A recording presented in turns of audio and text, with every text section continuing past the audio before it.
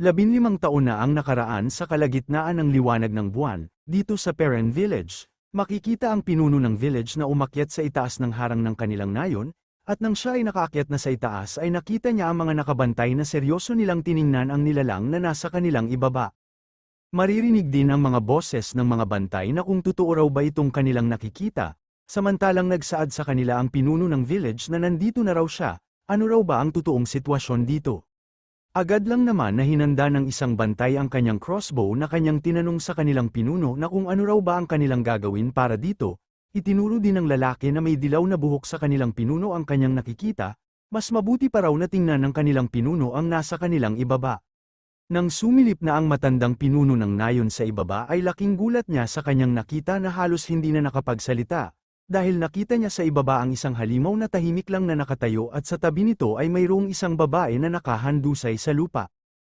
Iniisip din ng matanda kung anong uri na nilalang itong nakatayo sa gate ng kanilang village, at nang malinaw niyang nakita ang mukha ng nilalang ay agad niya itong nakilala, dahil ang halimaw raw na ito ay walang iba kung hindi isang ogre. Ang mga bantay ng kanilang narinig na isa palang ogre ang halimaw na nasa gitna ng kanilang gate ay nakaramdam sila ng takot. Sabay inutusan ng pinuno ng village ang lahat niyang mga kasama na ibaba nila ang kanilang mga sandata at agad na umatras. Hindi raw nila dapat nagalitin itong ganitong nilalang, seryoso din na sinabi ng matanda sa kanyang mga kasama na ang mga ngipin raw ng nilalang ng kanya itong nakita ay nakaramdam siya ng pagkabahala, dahil nakita na niya ito sa manual ng mga halimaw. Idinagdag pa niya na pinakita doon sa manual na kanyang nabasa ang forest wolf na mayroong isang nilalang na bahagi ng alamat sa lugar na tinatawag na Truvenia. Nalaman din niya na ang Central Continent ay walang awa na pinagpapatay nitong halimaw, siya ay kilala sa tawag na si Lobo. Nag-alala din na sinaad ng pinuno ng nayon na sa dinami-dami raw ng mga lugar bakit sa kanilang nayon pa nagpakita ang ganitong nilalang, sa buong buhay niya ay ito ang pinaka-nakakatakot na nilalang na kanyang nakaharap, at sa ganitong sitwasyon ay ang tangi lang na sandata na pwede nilang pangtapat sa halimaw ay ang siege weapon. Sa mga sinabi ng pinuno ng nayon ay nagdadalawang isip na kumilos itong bantay na mayroong dilaw na buhok. Nagsalita din ng isang bantay na kanina pa raw nila binabantayan ang halimaw, at sa nakita nila ay parang mayroong mali sa galaw ng halimaw. Paliwanag pa ng bantay na 4 na raw na oras ay hindi pa rin gumalaw kahit 1 pulgada ang halimaw. Dahil sa mga nalaman ng pinuno ng nayon ay hindi siya makapaniwala na kanyang tinanong ang bantay na kung totoo raw ba ang kanilang isiniwalat. Pero tinanong lang siya ng bantay na may dilaw na buhok na kung ano raw ba ang nakasulat sa manual na kanyang nabasa, mayroon bang hinahanap ang halimaw ng iba bukod sa paghunting. Hindi naman nakapagsalita ang matandang pinuno ng village, bagkus kanya lang tinitingnan ng ogre na nakatayo sa kanilang ibaba. Nakita nila sa mukha nitong ogre na para bang mayroon itong gustong sabihin sa kanila na para bang nakikiusap. Gulat naman itong matandang pinuno dahil kanyang napagtanto na marahil mayroong kahilingan sa kanila ang ogre. Habang nakatingin sa kanila ang ogre, ay agad itong tumingin sa kanyang ibaba, dahil kanyang tinitingnan ang ina ni Leon na nakahandusay sa lupa na tila ba wala ng lakas. Mayroon pa sanang gustong sabihin ng ogre sa ina ni Leon bago siya umalis, ngunit mas pinili na lang niya na tumahimik at lumingon sa kanyang likod. Ang pinuno ng nayon maging ang kanyang mga kasama ay nagulat sa ipinakitang kilos ng ogre, dahil nakita nila ang halimaw na agad na tumalon para makaalis na sa lugar at kanyang iniwanan ng ina ni Leon na nakahandusay sa lupa. Makikita sa gitna ng liwanag ng buwan na tumalon ng sobrang taas ang ogre papaalis sa nayon, ang pinuno ng nayon maging ang kanilang kasama ay masyadong nagtataka bakit bigla na lang umalis ang ogre. Nang pagtingin nila sa kanilang ibaba ay laking gulat nila sa kanilang nasaksihan. Dahil nakita nila ang ina ni Leon na nakahandusay sa lupa na tila ba wala na itong malay. Makikita sa mga kamay nito na masyadong nanginginig na para bang mayroon itong dinadamdam. Kaya napasigaw na lang ang pinuno ng nayon maging ang iba pa na mayroon raw tao sa kanilang ibaba, sa tingin nila ay buhay pa ito. Balik naman tayo sa kasalukuyan kung saan pumasok na sa loob ng bahay nila Leon itong si Tilok at Baxter. At mahahalata sa mukha nitong si Tilok na hindi maalis ang kanyang tingin sa ina ni Leon. Sa hindi pala nakakaalam ang bahay nila Leon ay isang kubo na malapit lang sa Perren Village. Nang nakita ni Leon ang hinanda na pagkain ng kanyang ina sa lamesa ay masyado siyang natuwa dahil pinaghanda raw siya ng kanyang ina ng paborito niyang cheese at fried leg ham. Pero pinayuhan lang siya ng kanyang ina na kumain lang raw siya ng dahan-dahan at huwag niyang kalimutan na gumamit ng kutsara. Itong dalawa na nakikinig sa sermon ng ina ni Leon sa kanyang anak ay hindi na lang sila makapagsalita, Humingi din ng paumanhin ng ina ni Leon sa dalawa. Pagpasensyahan na raw nila ang kanilang pagbisita sa kanilang maliit na bahay, kung alam lang raw sana na mayroong bisita ngayon ay sana nakapaghanda siya ng kanilang makakain. Idinagdag din ng ina ni Leon na bukod pa raw doon ang pagpunta nila dito sa liblib nilang lugar ay lubhang napakahirap, kanya raw papagalitan ang kanyang anak sa susunod, at sana maunawaan nila siya. Tinanong din ng ina ni Leon sa dalawang mersenaryo na kung maaari raw ba niyang malaman kung bakit sila pumunta dito. Sa katanungan ng ina ni Leon ay nagdadalawang isip itong dalawa na magsalita kung ano talaga ang kanilang totoong layunin bakit sila naparito. Sabay tinawag ni Tilok ang pansin ni Baxter na masyadong nagulat sa katauhan ng ina ni Leon, samantalang nagsalita naman si Baxter sa ina ni Leon na hindi raw talaga niya maintindihan dahil ang katulad raw niya na babae ay makikita lang sa mga maharlika. Dahil sa sinabi ni Baxter ay naging seryoso ang mukha ng ina ni Leon na kanyang tinitingnan ng dalawang mersenaryo, habang itong si Tilok ay masyadong nainis na kanyang sinabi na ang nayon raw na ito ay nakakasuka. Wala naman tugon ang ina ni Leon sa binanggit na salita sa kanya ni Tilok, bagkus kanya lang ipinikit ang kanyang mga mata na pinipilit ang kanyang sarili na huminahon.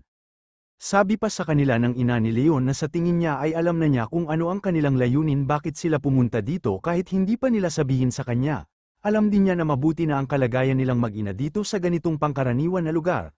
Pero ang higit sa lahat, kahit ano pa ang kanilang ipapaliwanag na mag-ina ay maaari pa rin nila itong gawin na issue batay sa kanilang mga nakita dito.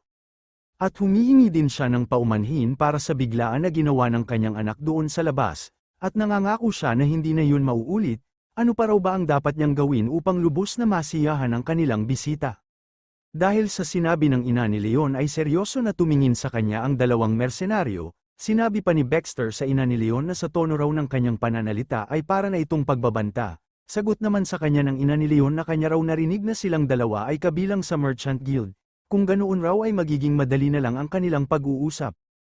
Dahil dito ay napapaisip si Baxter sa pakiusap ng ina ni Leon sa kanila, ngunit itong si Tilok ay hindi siya pumayag na kanyang sinabihan si Baxter na huwag raw siyang pumayag, dapat pa raw ba na kanilang pag-usapan ang ganitong bagay. Sinigawan din ni Tilok si Baxter dahil malinaw naman na ang babae na nandito ngayon ay isang babae na maharlika.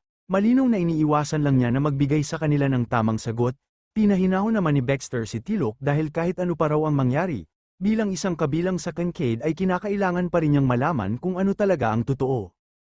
Idinagdag din ni Baxter kay Tilok na huwag raw niyang kalimutan na ang anak ng babae na ito ay ang nagligtas sa kanilang mga buhay, at sa katunayan dapat silang dalawa na magpasalamat, kaya wala nang karagdagan na pagbanggit sa bagay na ito. Pero sinigawan lang siya ni Tilok na pinapatahimik siya sa kanyang pagsasalita dahil hindi raw niya ito matatanggap. Dahil dito ay nagtataka itong si Leon kung ano ba talaga ang layunin sa kanila nitong si Tilok, dahil narinig niya na sinabi ni Tilok kay Baxter na malinaw na raw ang dahilan bakit ang babae na katulad nito ay nagtatago sa ganito kalayong lugar, at ano din daw ang dahilan ni Baxter para pagpasyahan niya na akuin ang ganitong usapin sa kalahating lahi ng halimaw at tao. Hindi na nga makapagpigil ang ina ni Leon sa bunganga nitong si Tilok dahil seryoso niya itong sinabihan na sobra naman raw ang kanyang binitawan na salita. Sagot naman sa kanya ni Tilok na ano raw ba ang kanyang pinagsasabi na sobra na ang kanyang pananalita, dapat isaalang-alang raw muna niya ang sarili niyang sitwasyon. Nanggagalaiti din na sinaad ni Tilok sa ina ni Leon na masyado lang raw siyang kawawa dahil nagdurusa lang siya sa ganito kaliblib na lugar, at nawala na din siya ng lakas para harapin ang gulo sa labas. Maging sa panahon ngayon ay kahit saan-saan na lang ang larangan ng digmaan doon sa labas. Hindi na mabilang ang kanyang mga kasamahan na namamatay sa digmaan na para lang isang hayop. Ang walang hanggang ambisyon para sa tagumpay ng mga bansang lumahok ay kalaunan umabot pa sila sa lahi ng mga demonyo, kailanman ay hindi niya malilimutan ang mga kakilakilabot na ginawa nila para lamang maaga ang isang maliit na pirasong lupa. Hindi raw talaga niya matanggap na makakita siya ng isang kalahating lahi na naging aso sa digmaan kahit sa ganitong lugar. At mas gustuhin pa niya na makakita ng isang shield bearer kumpara sa isang kalahating lahi na naging aso sa digmaan. Hindi na nga makapagpigil si Baxter sa mga binanggit na mga salita ni Tilok at galit na galit niya itong sinigawan na kanyang pinapatahimik, pero hindi pa rin tumigil sa pagsasalita si Tilok, bagkus tinanong lang niya ang ina ni Leon na sabihin raw niya sa kanya ng malinaw, ito raw ba ang tinatago ng nayon? Kaya sila nagtayo ng malaking harang. At napahawak na lang ang ina ni Leon sa kanyang ulo dahil sinabihan siya ni Tilok na ang pagkamuhi raw ba ng mga tao ay maaaring taglayin ng isang babae na kagaya niya para kusang tanggapin ang binhi ng isang halimaw. Tanong naman sa kanya ng ina ni Leon na ang mga bagay raw ba na kanyang ikinababahala ay ang ganoon na mga kaganapan, bagaman mahirap sa kanya na sabihin ito ng siya mismo. Pero hindi pa natapos magsalita ang ina ni Leon ay nanlilisik ang mga mata ni Tilok na kanyang sinaad sa ina ni Leon na sabihin raw niya sa kanya ngayon kung ano talaga ang totoong dahilan, kung hindi niya aminin sa kanila kung ano ang dahilan ay siguro ito talaga ang kanyang kagustuhan na makipagrelasyon sa isang halimaw. Si Leon na nakikinig sa mga hindi ka nais-nais na mga binitawan na salita ni Tilok ay masyado siyang nagalit na nanlilisik ang kanyang mga mata na kanyang tiningnan si Tilok. Nang napansin ng ina ni Leon ang kanyang anak na wala na sa kanyang tamang katinoan ay agad niya itong sinigawan na itigil raw niya ang kanyang binabalak, ngunit huli na ang lahat dahil ng pagtingin ni Tilok ay nakita niya na sobrang lapit na sa kanya ang inilunsad na biglaan na atake sa kanya ni Leon. Kasabay nito ay makikita na nagkaroon ng malakas na pagsabog ang maliit na bahay nila Leon at kitang-kita na nawasak ang pintuan ng kanilang tahanan. Matapos tumilapon si Tilok papalabas sa tahanan nila Leon ay hindi naman maalis ang tingin ni Leon sa kanyang isang kamay na hindi makapaniwala kung bakit niya yun ginawa sa kanilang bisita. Maging ang kanyang ina ay hindi maalis ang kanyang tingin sa kanyang anak na hindi na alam kung ano pa ang kanyang dapat na sabihin. Makikita itong si Leon na masyadong natulala na napapatanong sa kanyang sarili na bakit bigla na lang kumilos ang kanyang katawan nang hindi niya namalayan. At nang nahimasmasan na si Leon sa kanyang ginawa ay agad siyang tumingin sa nawasak nilang pintuan at kanyang hinahanap kung nasaan na ngayon si Tilok matapos niya itong inatake. Makikita itong si Tilok na napabulwak ng maraming dugo sa kanyang bibig at nagtamo ng malaking pinsala sa kanyang buong katawan. Samantalang itong si Baxter ay agad siyang lumapit kung saan nakabulagte si Tilok at kanyang hinanda ang kanyang espada, dahil baka muli na namang umatake sa kanila si Leon. At masyado siyang nabahala sa kanilang kasalukuyan na sitwasyon, wala na raw siyang ibang magagawa kung hindi labanan ang kalahating orc. Nang pagtingin ni Leon sa kanyang ina ay masyado siyang nagulat dahil bigla na lang tinawag ng kanyang ina ang kanyang pansin na pinipilit ang kanyang sarili na gumapang papalapit sa kanyang anak na kanya itong pinapahinahon. Nanginginig naman ang buong katawan ni Leon na kanyang tinawag ang kanyang ina na kanyang tinanong na kung ano raw ba itong mga nangyari. Ngunit nagulat si Leon dahil bigla na lang mayroong tumawag sa kanyang pangalan, ito pala ay si Baxter na seryoso na naglakad papalapit kay Leon para kanyang gantihan sa kanyang ginawa kay Tilok. Habang mahigpit na hinawakan ni Baxter ang kanyang espada ay pinipilit naman ng ina ni Leon na gumapang papunta sa kanilang gitna para hindi na lumaki ang alitan. Pero biglang nagbago ang hugis ng mga mata ni Leon ng kanyang naisip na binabalak ni Baxter na patayin ang kanyang ina. Kahit na sinubukan ni Leon na huminahon at pigilan si Baxter sa kanyang binabalak ay hindi naman niya mapigilan ang kanyang katawan na kumilos, sinabi pa ni Leon kay Baxter na huwag raw niyang idamay ang kanyang ina sa kanyang nagawa. Sagot naman sa kanya ni Baxter na mali raw ang kanyang inaakala, tingnan raw niya ng mabuti ang kanyang espada, dahil sa kanya ito nakatutok at hindi sa kanyang ina. Ngunit hindi pa natapos magsalita si Baxter ay agad naglunsad ng malakas na suntok si Leon na mabilis naman itong naiwasan ni Baxter na kanyang binigyan ng hiwa ang katawan ni Leon ng sobrang bilis. Sinabi pa niya kay Leon na itong kanyang espada raw ay para lang sa kanya na hindi mukhang tao. Itong ina ni Leon ang kanyang nakita na nagsimula ng naglaban ang dalawa ay masyado siyang nabahala sa posibleng mangyari sa kanyang anak na kanyang sinisigaw ang pangalan ni Leon. Pero pinahinahon lang siya ni Baxter dahil pipilitin raw niya ang kanyang sarili na hindi magkaroon ng kanyang anak ng nakamamatay na sugat, kaya lang niya ito ginawa para tumigil na si Leon sa kanyang pagwawala. Ngunit nagulat si Baxter nang kanyang nakita ang imahe ni Leon, dahil nakita niya na tuluyan nang nawala sa kanyang sariling katinoan si Leon na wala nang ibang iniisip kung hindi patayin ang lahat na banta sa buhay ng kanyang ina.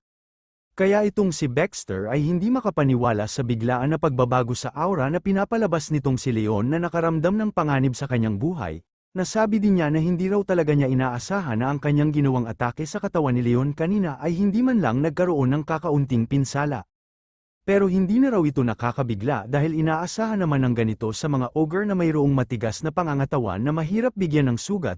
Kung hindi raw niya ibubuhos ang kanyang buong lakas sa pag-atake ay tiyak ang kanyang buhay ang malalagay sa panganib. At mas lalong nakaramdam ng takot si Baxter dahil umatake sa kanya si Leon nang hindi na nag-iisip at ang higit pa dito ay sobra nitong bilis na mahirap nang maiwasan. Kaya wala na lang nagawa si Baxter kung hindi pinapahinahon si Leon sa kanyang binabalak, kung ipagpapatuloy raw niya ang kanyang ginagawa ay tiyak madadami ang kanyang ina na nasa kanyang likod. Hindi naman nakinig si Leon sa pakiusap sa kanya ni Baxter, bagkus mabilis niyang hinawakan ang kwelyo nito, at agad na sinuntok ng sobrang lakas, dahilan para tumilapon si Baxter papunta sa malayo. Dahil sa lakas ng pagkatilapon ni Baxter ay napunta siya sa labas ng bahay, at habang pinipilit ni Baxter na muling ayusin ang kanyang balanse ay nagulat siya sa kanyang nakita, dahil nakita niya sa kanyang itaas si Leon na tumalon ng sobrang taas papunta sa kanyang kinaroroonan para maglunsad ng malakas na pag-atake. Nang nakalapag na si Leon sa lupa ay mabilis naman na nawala si Baxter sa kanyang kinaroroonan, at kitang-kita ang lugar kung saan lumapag si Leon na ito ay nagkaroon ng malakas na pagsabog. Habang dahan-dahan na nawala ang usok sa buong paligid, ay makikita ang mga mata ni Leon na ito ay nanlilisik na tuluyan ang nawala sa kanyang sariling katinoan, at sa kanyang likod ay biglang lumitaw si Baxter na kanyang hinanda ang kanyang espada para siya na naman ang maglunsad ng pag-atake. Sinabi pa ni Baxter kay Leon na kahit wala na raw siya sa kanyang sariling katinoan ay mas pinili niya sa maluwang na lugar dito sa labas para makagalaw siya ng mas maayos dahil sa kanyang malaking katawan at upang hindi na rin madamay ang kanyang ina. Hindi naman nakinig si Leon sa mga sinabi ni Baxter, bagkus mabilis lang itong kumilos para muli na namang umatake, habang itong si Baxter ay kanya nang hinanda ang kanyang espada para tapatan ang atake ni Leon. Kasabay nito ay ginamit ni Baxter ang kanyang bilis at mga pamamaraan para bigyan ng maraming hiwa ang buong katawan ni Leon. Sinabi pa ni Baxter kay Leon na iniisip raw ba niya na maaaring malalagay sa panganib ang kanyang ina dahil sa kanyang mga galaw. Kahit papalapit na ang atake ni Baxter ay seryoso lang itong tiningnan ni Leon na desperado na kanyang mapatay si Baxter. Makikita itong si Baxter na ginamit na niya ang buo niyang lakas para pabagsakin ang kanyang kaharap upang bumalik na ito sa kanyang tamang katinoan. Pero laking gulat ni Baxter matapos siyang maglunsad ng pag-atake dahil hindi man lang nagkaroon ng kakaunting pinsala si Leon, bagkus mabilis lang itong lumitaw sa kanyang likod. Pero ang labis niyang ipinagtataka dahil nakita niya ang galaw ngayon ni Leon na ito ang kanyang galaw na ginamit para hindi siya matamaan ng mga suntok ni Leon. Paano raw ba nagaya nitong batang ogre ang kanyang galaw kahit isang beses pa lang niya itong nakita? At ang higit pa doon ay kakaunting oras lang ang kanyang kinakailangan para ganap niya itong maunawaan. Habang patuloy na naglalaban ang dalawa sa labas ng maliit na bahay, ay itong si Tilok ay wala na lang ibang nagawa kung hindi tingnan ang lugar kung saan sila naglalaban dahil hindi na niya maigalaw ang kanyang katawan. At napamura na lang siya sa kanyang sarili na masyadong nag-alala kay Baxter, kung hindi raw dahil sa kanya ay hindi mangyayari sa kanila ang ganitong sitwasyon. Pero nagulat siya dahil mayroon siyang narinig na papalapit sa kanya. Ang lumapit pala sa kanya ay itong ina ni Leon na tahimik na tiningnan ang nagaganap na laban ng kanyang anak at ni Baxter. Sabay seryoso na tumingin ang ina ni Leon kung saan nakahandusay si Tilok na mayroong masamang tingin, at nang hindi na makaiwas si Baxter sa malakas na suntok ni Leon ay sa kabutihan na palad bigla na lang nanambalik ang tamang kaisipan ni Leon at kanyang napigilan ang kanyang pag-atake kay Baxter. Kasabay nito ay hindi maalis ang tingin ni Leon sa kanyang dalawang kamay na hindi niya alam kung bakit niya nagawa itong lahat, samantalang itong si Baxter ay seryoso lang niyang tiningnan si Leon na nagtataka pa rin sa kanyang mga nagawa. Sabay sinaad niya kay Leon na sapat na raw ang kanyang mga nakita, hindi raw talaga niya inaakala na sa isang sulyap lang niya ay nakopya niya agad ang kanyang galaw, at nakagawa din siya ng perpektong pangkontra para sa ganoon na galaw. At nagtataka din si Leon nang binanggit sa kanya ni Baxter na ibang klase raw talaga siya dahil kahit sa kalagitnaan ng kanyang pagwawala ay nakuha pa rin niyang pag-aralan ang lahat niyang mga inilunsad na pag-atake. Ipinakita din ni Baxter kay Leon ang isang kwintas na nasa kanyang kamay. Dahil kung hindi raw sa bagay na ito ay tiyak na namatay na siya sa kanyang pangkontra na atake laban sa kanya. Para makontrol raw ni Leon ang kanyang pagwawala ay dapat kunin niya itong bagay na kanyang hawak-hawak, kanina noong nandoon pa sila sa loob ng bahay ay ibinigay ito ng kanyang ina para mapigilan ang kanyang pagwawala at hindi siya magdulot ng malaking pinsala sa buong paligid. Sa mga ipinaliwanag ni Baxter ay dito napagtanto ni Leon na kung wala raw pala itong bagay na ibinigay ng kanyang ina kay Baxter ay tiyak hindi niya makontrol ang kanyang sarili. At habang naglakad papalapit ang ina ni Leon sa kanilang kinaroroonan ay narinig niya ang mga sinabi ni Baxter sa kanyang anak na bilang isang kabilang raw sa kinkade ay wala siyang ibang magawa kung hindi ipagpilitan ang kanyang sarili na kausapin ang isang mapanganib na katulad niya na isang half-blood, dahil ang karamihan sa katulad niya ay ginagamit bilang sandata sa digmaan. Idinagdag din ni Baxter kay Leon na noong nakita raw niya siya sa unang pagkakataon ay sobra siyang naging sensitibo, kaya sana matanggap niya ang kanyang taos-puso na paghingi ng paumanhin.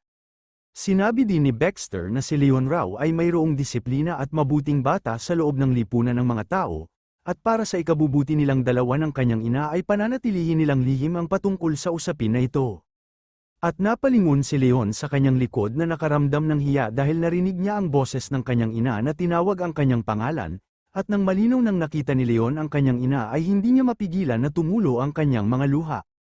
Dahil pala nakita niya ang kanyang ina na nakangiti at humihingi ng patawad sa kanya dahil na-late raw siya sa kanyang pagdating, panahon na raw upang silang dalawa ay magpahinga, sabay mabilis na tumakbo si Leon sa kanyang ina at agad niya itong niyakap na umiiyak ng dahil sa kanyang mga nagawa, samantalang makikita pa rin itong si Tilok na nakahandusay pa rin sa lupa, at napasigaw siya dahil sa sobrang sakit ng kanyang buong katawan nang dahil sa tinamo niya na pinsala.